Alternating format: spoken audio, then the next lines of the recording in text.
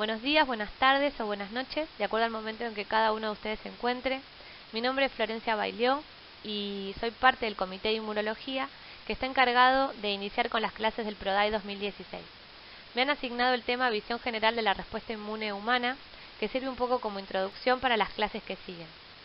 El sistema inmune humano permite que, a pesar de estar rodeados de microorganismos potencialmente patógenos, solamente en contadas ocasiones provoquen una infección clínicamente evidente.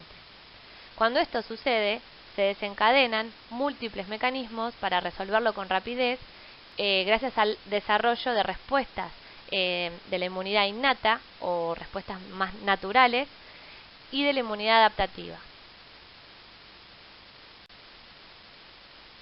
Es importante comenzar definiendo el concepto de inmunidad. Este deriva de la palabra immunitas, que significa en latín libre de cargo, exento de gravámenes. Es un término netamente legal que, trasladado a la biología, da origen a la palabra inmunidad, que se define justamente como el estado de resistencia que representan los organismos superiores frente a la infección. Y se define como inmunología a la ciencia que estudia a la inmunidad. En este esquema está representada la relación que existe entre el patógeno y el huésped. No siempre que hablamos de patógeno hablamos de moléculas extrañas o exógenas o agentes infecciosos, sino que el sistema inmune también participa en las respuestas en contra de las moléculas propias, como puede ser el desarrollo de enfermedades autoinmunes o autoinflamatorias. También existe la inmunidad antitumoral, que justamente lo que hace es atacar a células propias que están alteradas por alguna neoplasia.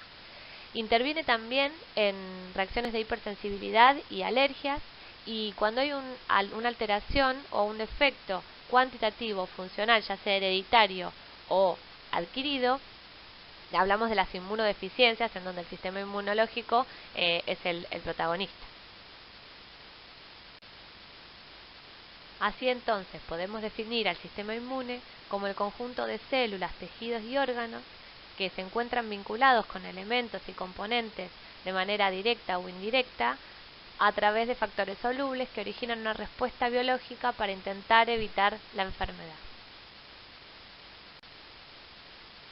En este esquema podemos observar en forma global los dos tipos de respuesta inmune: la respuesta innata y la respuesta cognitiva. Es importante hacer hincapié en que ambas requieren del reconocimiento previo del patógeno. Por un lado, la respuesta inmune innata es la primera barrera de defensa, en donde intervienen distintos tipos celulares que conforman las barreras cutáneas, los epitelios que tapizan las mucosas, tanto respiratoria, digestiva como genitourinarias, así también las células parenquimatosas que conforman los distintos tejidos y células sanguíneas que están vinculadas con la respuesta de inflamación. Esta amplia variedad de tipos celulares comparten una herramienta común que les permite reconocer a los microorganismos exógenos: los receptores de reconocimiento de patrones o RRP. Estos receptores se agrupan en 5 familias diferentes y reconocen no solo a los microorganismos, sino también a sus productos y señales de daño celular, que se generan justamente cuando el tejido es infectado. Estos son los PAMP, que son los patrones moleculares asociados a patógenos, y los DAMP, que son los patrones moleculares asociados al daño. Uno de los atributos esenciales de este tipo de respuesta es la rapidez. En las primeras horas de iniciado el proceso infeccioso va a ser la encargada de enfrentarlo y intentará contenerla hasta que los mecanismos subsiguientes de la inmunidad adaptativa sean operativos para terminar de erradicarla. Además, la inmunidad innata es la encargada de alguna forma de desenmascarar al enemigo, ya que analiza las propiedades del patógeno y orienta el perfil de respuesta inmunitaria adaptativa que la va a suceder. Esto se logra mediante la producción de citoquinas que van a ser liberadas y van a ser las mediadoras entre los dos tipos de respuesta. La respuesta inmune cognitiva es un término actualizado para definir a lo que antes se denominaba inmunidad adaptativa o adquirida. Ahora podemos definir como adaptativa al primer encuentro con el microorganismo y adquirida cuando se evoca a la memoria inmunológica. Este tipo de respuesta puede adquirirse en forma natural o artificial. En forma natural y activa sería a partir de la formación de anticuerpos por haber padecido la enfermedad, o en forma natural y pasiva por el paso de anticuerpos a través de la placenta. De forma artificial y activa por la vacunación, y de forma artificial pasiva por la administración de anticuerpos preformados. En este cuadro podemos observar que la inmunidad innata y la cognitiva difieren en varios aspectos. La inmunidad innata reconoce patrones moleculares que son compartidas por diferentes patógenos. Eran los patrones moleculares asociados a patógenos. En cambio, la inmunidad cognitiva reconoce moléculas propias de cada tipo de microorganismo, que se denominan epitopes o determinantes antigénicos, y es lo que le otorga la característica de ser altamente específica. Con respecto a los receptores, también difieren en que los receptores son codificados en la línea germinal, los que las agrupa en familias y se mantienen constantes en la inmunidad innata.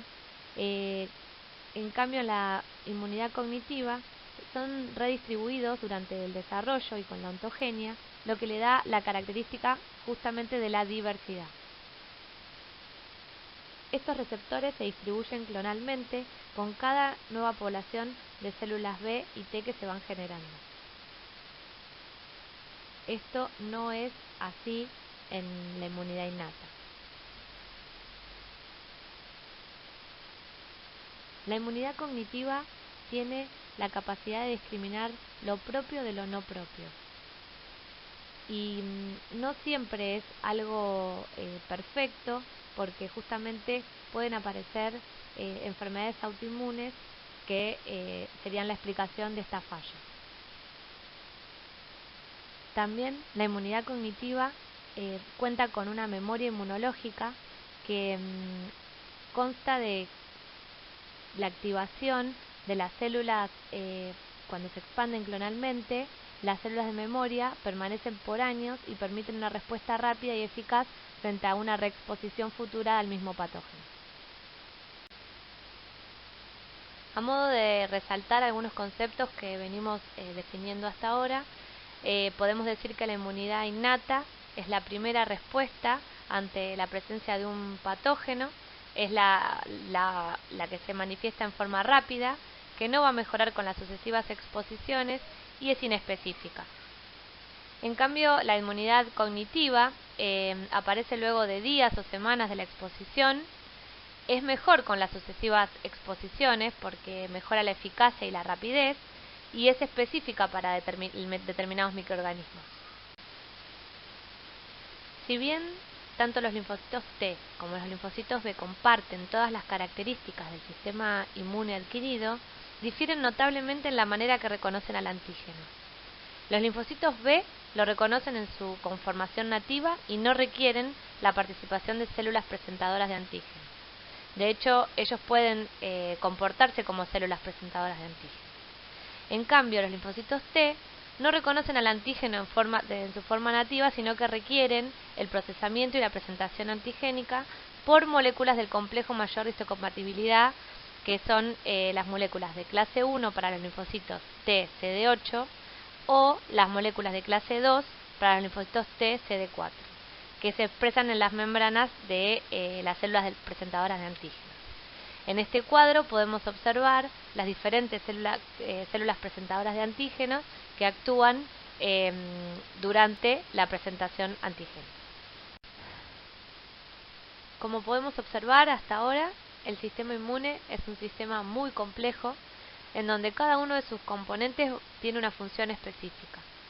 De esta manera, la inmunidad celular interviene principalmente en lo que es el rechazo al trasplante, la inmunidad frente a las micobacterias y los hongos, la inmunidad para los virus y para los tumores. En cambio, la inmunidad humoral, por su función especializada en la producción de anticuerpos, neutraliza toxinas, opsoniza las bacterias y neutraliza los virus. Me parece práctico seguir profundizando algunos conceptos con esquemas que permitan visualizar las diferentes formas de respuestas inmunes frente a los diferentes tipos de patógenos. Así entonces comenzamos a observar la respuesta inmune antiviral, que comienza como toda respuesta inmune con el reconocimiento del patógeno, en este caso los virus, por las células de la inmunidad innata, y que son mediadas principalmente por los receptores de reconocimiento de patrones que se encuentran en el citosol de la célula huésped. Una vez activados estos receptores, comienzan la producción de interferón alfa y beta, los cuales poseen una poderosa acción antiviral y actúan en las células infectadas y en las vecinas, evitando así la replicación del virus. Las células natural killer también son protagonistas en la defensa innata contra los virus, ya que inducen la apoptosis de las células infectadas y liberan citoquinas inflamatorias, como principalmente el interferón gamma y el factor de necrosis tumoral alfa, que en la clínica generan los síntomas de malestar general, mialgias y fiebre, característicos de un cuadro viral. Por otro lado, la inmunidad adaptativa antiviral es ejercida fundamentalmente por las células T CD8 citotóxicas y los anticuerpos neutralizantes que se generan. Una vez que la célula dendrítica captura las partículas virales, migran al ganglio regional por vía linfática aferente y le presentan los epitopes virales a los linfocitos T CD8. Estos se activan, se expanden y se diferencian a efectores que vuelven al tejido infectado, en donde combaten al virus por mecanismos citotóxicos o por liberación de interferón gamma y factor de necrosis tumoral alfa. Por otro lado, se desarrolla durante el transcurso de la infección los anticuerpos neutralizantes, que tienen una alta especificidad y afinidad por los antígenos virales, con una capacidad de inhibir la infección en la célula diana. Las bacterias integran una amplia comunidad de agentes infecciosos que difieren en propiedades estructurales y en la relación que establecen con el huésped. Algunas son comensales y no suelen causar enfermedad, salvo en personas inmunodeprimidas. Ciertas bacterias son consideradas extracelulares, ya que son capaces de replicarse fuera de la célula del huésped. Entre estas encontramos los cocos gram positivos, piógenos como el estafilococo y el estreptococo, y los bacilos principalmente anaerobios como el Clostridium. Frente a la presencia de alguna de este tipo de microorganismos, se desencadena una respuesta innata y luego una adaptativa, en donde en la respuesta innata intervienen el sistema del complemento, los neutrófilos, los macrófagos y proteínas de fase aguda. Los neutrófilos van a representar la herramienta central para enfrentar la infección. Son reclutados en forma rápida y masiva al sitio de infección por la acción de los diferentes factores del complemento, como el C3b y las anafilotoxinas, que también ayudan a liberarse de la bacteria, que son el C5a activado. También, además del complemento, péptidos formilados bacterianos y citoquinas inflamatorios son liberados en el lugar, como la interleuquina 8. Todos estos mediadores estimulan a la destrucción bacteriana una vez que fue fagocitada. Luego sobreviene la respuesta inmune adaptativa, que está dada fundamentalmente por la producción de anticuerpos específicos por parte de los linfocitos B2, los cuales opsonizan a la bacteria, neutralizan las toxinas y justamente erradican la infección. Otras bacterias se comportan como patógenos intracelulares y encuentran en el macrófago un hábitat ideal para replicarse e invadir. En este caso, la respuesta T-helper-1 es el principal mecanismo de defensa que se desencadena, siendo necesario otros mecanismos adicionales como los mediados por células T citotóxicas, NK y T gamma delta. Para que exista este tipo de perfil de respuesta, se requiere de la intervención del sistema inmune innato. Este va a ser el encargado de generar un ambiente apropiado para que los linfocitos T vírgenes que son activados produzcan interleuquina 12 y se diferencien a linfocitos T helper 1. La exposición a la mayoría de los hongos no genera una enfermedad en personas inmunocompetentes. En algunos casos, algunas especies fúngicas, como los dermatofitos, por ejemplo, sí la pueden generar, pero se las considera principalmente oportunistas o productores de enfermedades invasivas en el caso de individuos inmunocomprometidos, como pueden ser los HIV o los trasplantados. En el esquema se muestra la infección por Aspergillus, que es uno de los hongos más estudiados debido a la importante infección invasiva que provocan y la gran respuesta inmunológica que generan.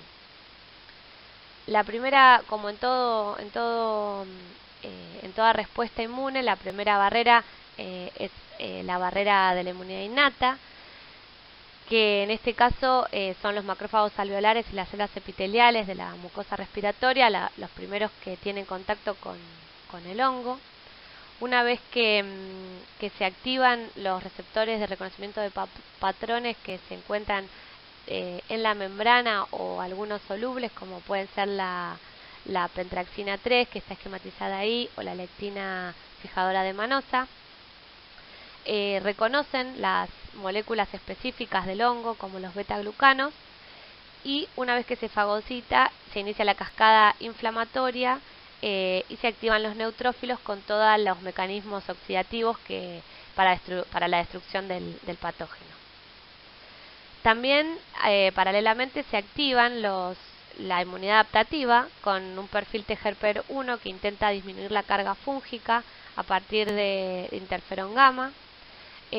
Una respuesta T-helper 2, que esto aumentaría, digamos, una respuesta alérgica mediada por la interleuquina 4 y 10 a partir de principalmente a partir del receptor Toll-like tipo 2 y perfiles de T-helper 17 que aumentan el reclutamiento de neutrófilos. Los parásitos se clasifican en dos grandes grupos, protozoos y helmintos. Los protozoos suelen comportarse como microorganismos intracelulares, al menos en algunos estadios del ciclo evolutivo. En cambio, los helmintos son organismos multicelulares que se alojan en los compartimentos extracelulares. Los parásitos producen enfermedades de naturaleza crónica y van a enfrentar una respuesta inmunitaria a través de múltiples mecanismos de evasión, lo que va a explicar esto la falta de vacunas antiparasitarias preventivas. En términos generales, los protozoos van a inducir una respuesta T-helper 1 con la acción estimuladora del interferón gamma sobre los macrófagos para la destrucción del parásito. En cambio, los helmintos se van a comportar como parásitos extracelulares y los mecanismos de defensa del huésped van a ser mediados fundamentalmente por el perfil T-helper 2, siendo lo característico en este tipo de patologías el aumento de IgE y la eosinofilia. En el gráfico se muestra la formación de IgE específica contra los parásitos. Estas a su vez se activan a los mastocitos que aumentan los factores quimiotácticos para los eosinófilos. Y también la IgE se fija sobre los antígenos de la superficie del helminto y esto permite que sea reconocido por los eosinófilos y así estos secretan sus productos tóxicos sobre el helminto para intentar destruirlo.